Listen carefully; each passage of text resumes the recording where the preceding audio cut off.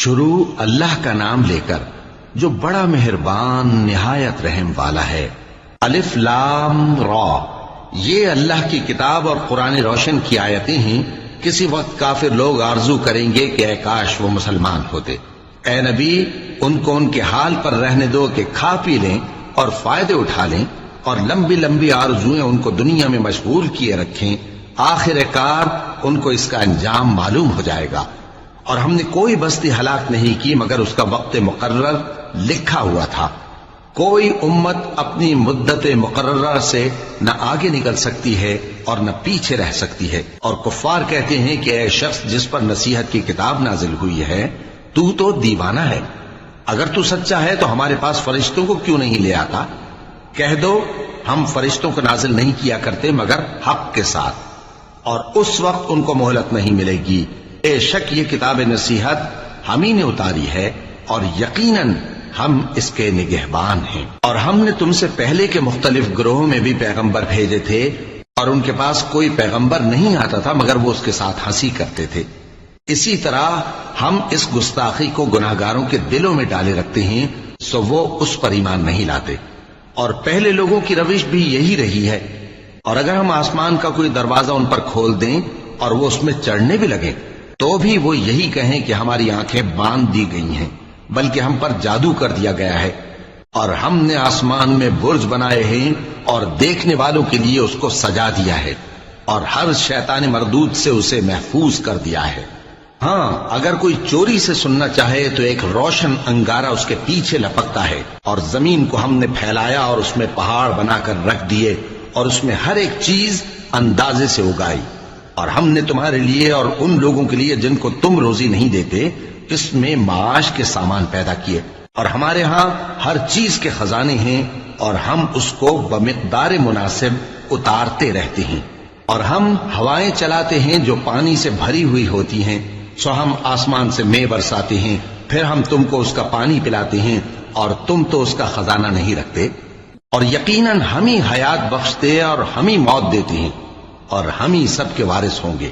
اور جو لوگ تم میں پہلے گزر چکے ہیں ہم کو معلوم ہے، اور جو پیچھے آنے والے ہیں وہ بھی ہم کو معلوم ہے۔ اور تمہارا پروردگار قیامت کے دن ان سب کو جمع کرے گا، وہ بڑا دانا ہے، خبردار ہے۔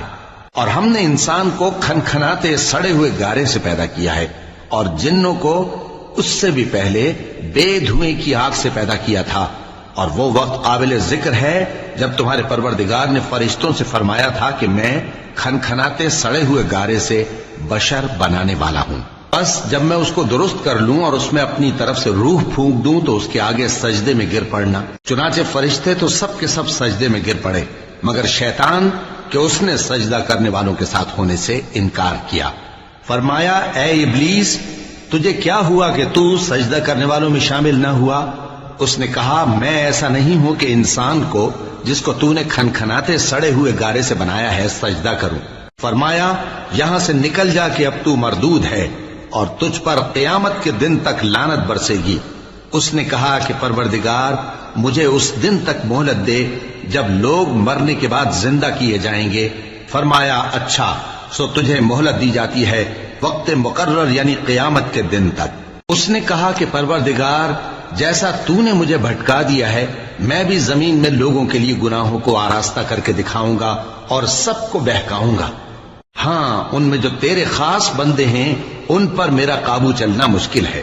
فرمایا کہ مجھ تک پہنچنے کا یہی سیدھا رستہ ہے، جو میرے خاص بندے ہیں ان پر تجھے کچھ قدرت نہیں کہ ان کو گناہ میں ڈال سکے۔ ہاں، بد راہوں میں سے جو تیرے پیچھے چل پڑے، اور ان سب کے وعدے کی جگہ جہنم ہے۔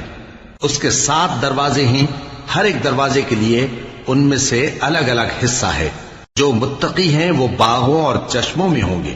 ان سے کہا جائے گا کہ ان میں سلامتی اور امن و اطمینان سے داخل ہو جاؤ، اور ان کے دلوں میں جو کدورت ہوگی ہم اسے نکال دیں گے، گویا بھائی بھائی مسندوں پر ایک دوسرے کے سامنے بیٹھے ہوں۔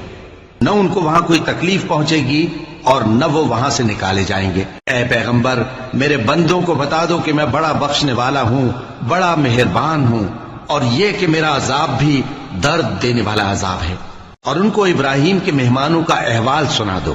جب وہ ابراہیم کے پاس آئے تو سلام کہا، انہوں نے کہا کہ ہمیں تو تم سے ڈر لگتا ہے۔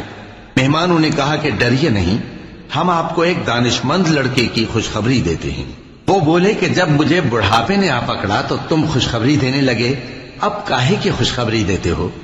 انہوں نے کہا کہ ہم آپ کو سچی خوشخبری دیتے ہیں، سو آپ مایوس نہ ہوں۔ ابراہیم نے کہا کہ اللہ کی رحمت سے مایوس ہونا تو گمراہوں کا کام ہے۔ پھر کہنے لگے کہ فرشتوں، تمہارا اصل کام کیا ہے؟ انہوں نے کہا کہ ہم ایک گناہگار قوم کی طرف بھیجے گئے ہیں کہ اس کو عذاب کریں، مگر لوط کے گھر والے کہ ان سب کو ہم بچا لیں گے، البتہ ان کی بیوی کہ اس کے لیے ہم نے ٹھہرا دیا ہے کہ وہ پیچھے رہ جائے گی۔ پھر جب فرشتے لوط کے گھر آئے تو انہوں نے کہا کہ تم تو ناآشنا سے لوگ ہو۔ وہ بولے کہ نہیں، بلکہ ہم آپ کے پاس وہ چیز لے کر آئے ہیں جس میں لوگ شک کرتے تھے، اور ہم آپ کے پاس یقینی بات لے کر آئے ہیں اور ہم سچ کہتے ہیں۔ تو آپ کچھ رات رہے سے اپنے گھر والوں کو لے نکلیں اور خود ان کے پیچھے چلیں، اور آپ میں سے کوئی شخص پیچھے مڑ کر نہ دیکھے، اور جہاں آپ کو حکم ہو وہاں چلے جائیے۔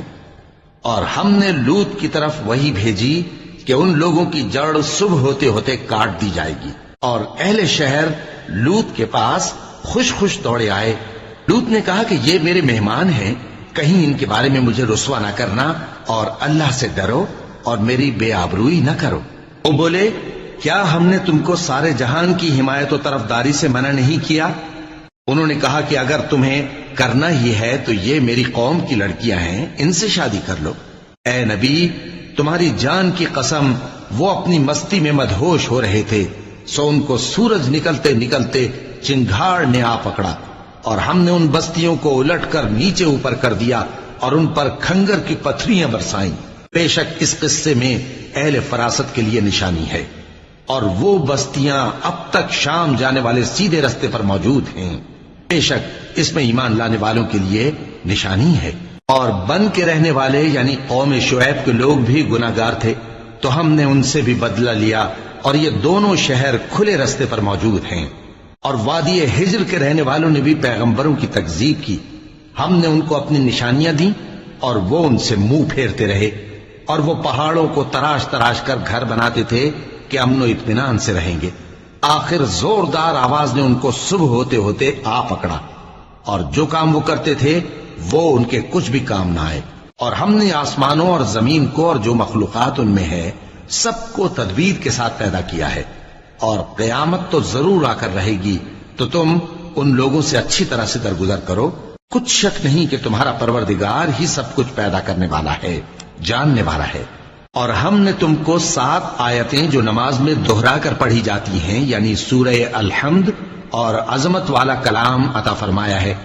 ہم نے کفار کی کئی جماعتوں کو جن کو فوائد دنیاوی سے نوازا ہے، تم ان کی طرف رغبت سے آنکھ اٹھا کر نہ دیکھنا، اور نہ ان کے حال پر رنج و غم کرنا، اور مومنوں کے ساتھ تواضع سے پیش آنا، اور کہہ دو کہ میں تو اعلانیہ ڈر سنانے والا ہوں، اور ہم ان کفار پر اسی طرح عذاب نازل کریں گے جس طرح ان لوگوں پر نازل کیا جنہوں نے تقسیم کر دیا، یعنی قرآن کو کچھ ماننے اور کچھ نہ ماننے سے ٹکڑے ٹکڑے کر ڈالا۔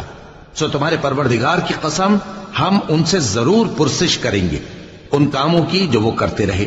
پس جو حکم تم کو اللہ کی طرف سے ملا ہے وہ لوگوں کو بے دھڑک سنا دو، اور مشرکوں کا ذرا خیال نہ کرو۔ ہم تمہیں ان لوگوں کے شر سے بچانے کے لیے کافی ہیں جو تم سے ہنسی کرتے ہیں، جو اللہ کے ساتھ کوئی اور معبود قرار دیتے ہیں، سو ان قریب ان کو ان باتوں کا انجام معلوم ہو جائے گا۔